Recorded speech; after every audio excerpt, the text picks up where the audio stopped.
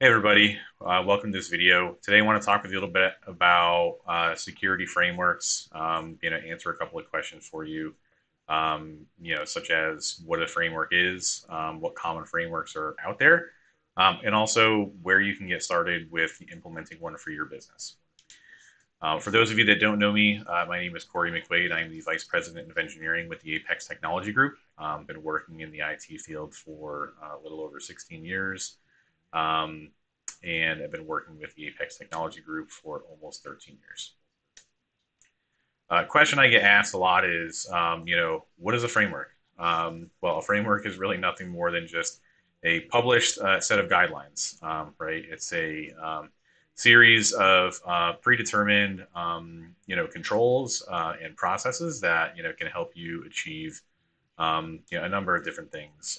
But largely speaking, it's intended to help you identify, protect, detect, respond to, and recover from security incidents.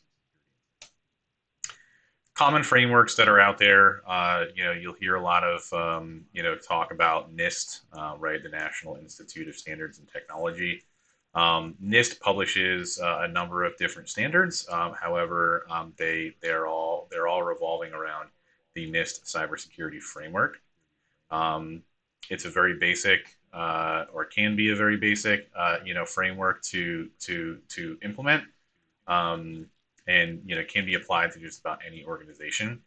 The ISO frameworks, there's a couple different standards that are out there from ISO, but primarily these are targeted towards organizations that do international business, or work with other organizations that require an internationally recognized standard of compliance. And then there's also the CIS critical controls. CIS critical controls is broken down into 18 different control areas. And then also there is SOC 2, right? You might hear SOC 2 type 1, type 2, even type 3, which is really primarily out there to instill trust with customers for service providers. When should you implement a framework? Right now is really the answer. But primarily, like I mentioned previously, the NIST cybersecurity framework, or the CSF, and the CIS critical controls are both really fairly basic frameworks to get started with. And again, they aim to be useful and are applicable to just about any organization. ISO, as I mentioned again, primarily used, for international, organizations or organizations doing business abroad, with an emphasis specifically on risk management and continuous improvement. And then SOC 2, as I stated previously, used by service providers that are providing a service, to a customer, right? Often you'll see, cloud service providers or software as a service, organizations, advertising that they are SOC 2, type 1 or type 2 compliant. Now, people ask, a lot of times, right? Like, it's overwhelming. There's so much to consume. Where do I start? And I try to break it down into four very key, areas. The first one beginning with defining your objectives, right? What are you looking to accomplish by implementing a framework, right? Is there a compliance requirement? Is there a contractual requirement with with a customer or a partner, right? So define your objectives. Be clear about what your objectives are, and don't get lost in the sauce. With trying to implement every single element of one of these frameworks, because they may not necessarily meet your objectives entirely. But also, right, part of defining those objectives is going to be assessing what your actual needs are, right? So like I said before, don't necessarily think that you need to implement to the absolute degree of completeness an entire framework, because not all of it may be relevant to you. And then also, right, risk assessments. Do risk assessments, business impact analysis, understand where your exposure is so that you can prioritize where to start. And lastly, assign resources. Delegate ownership of different aspects, of this process. Right, it's going to be a organization wide. It's going to be an organization-wide effort. It's not just an IT responsibility.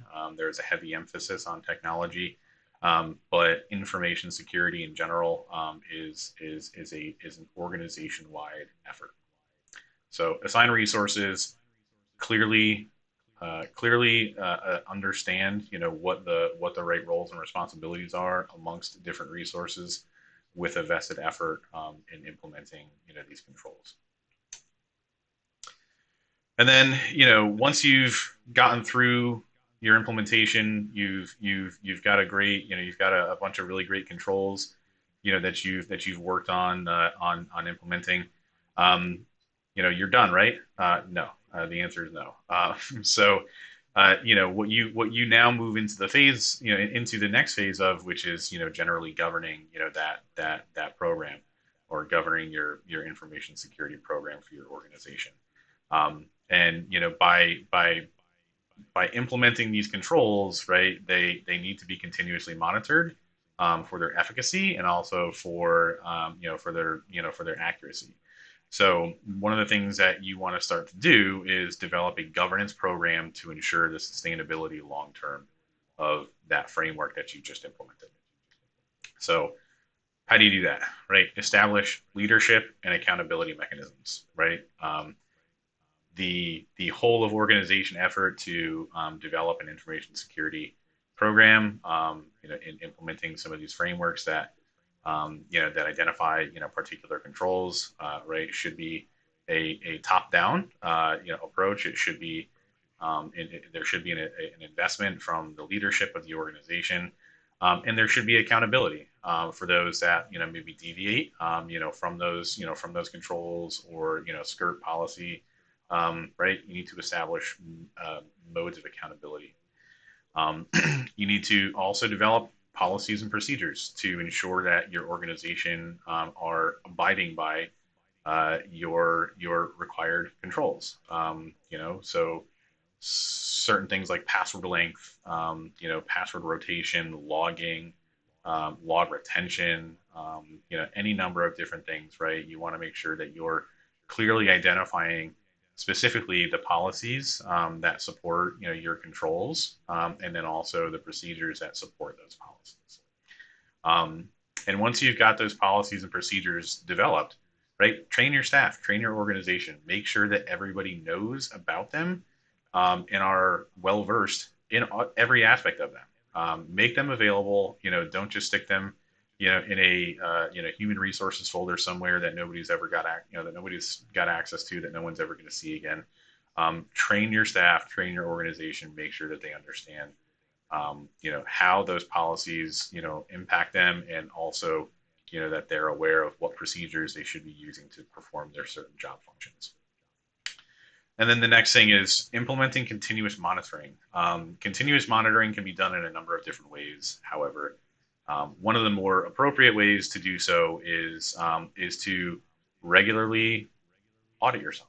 Right, audit yourself internally. Have regular review cadence established for your policies, your procedures, your controls, to make sure that over the course of normal business, that you haven't necessarily exposed new gaps that may or may not have applicable controls assigned to them. So implement some sort of a continuous monitoring strategy, whether it's a reminder on your calendar once a year to review things, or you have some kind of technical means of being able to monitor certain aspects or areas of your business, to trigger some kind of an event. Right, trigger a new control that needs to be added, trigger a new review task, whatever it may be. Just make sure that you are continuously monitoring the status of your governance program, and making sure that you're making sure that the controls that you guys, have implemented are remaining to be effective. Um, as I said previously, right, audit yourself. Hire a third party audit firm. Some of these frameworks, right, are attached to different certifications or compliancy standards. So, hire an audit firm, conduct those audits, make sure that you've not just attained initial compliance, but that you maintain compliance in perpetuity, right, or at least for as long as your organization requires those compliancy requirements to be had. So, you've gone through all this. You've taken a look at, everything, that's available out there for you. But as I said before, it is certainly very easy to get lost in the sauce. It can be overwhelming, especially if you've never, implemented a, framework or a information security, program before. So if you need help, don't hesitate to ask. It's really important for you to seek the help of qualified professionals. For you to implement effective controls, in your environment or for your organization, so that you don't necessarily end up having a bad day. So with that, I want to thank you guys for taking a few minutes to listen to me jabber. Um, if you have any questions, like I said, don't hesitate to reach out.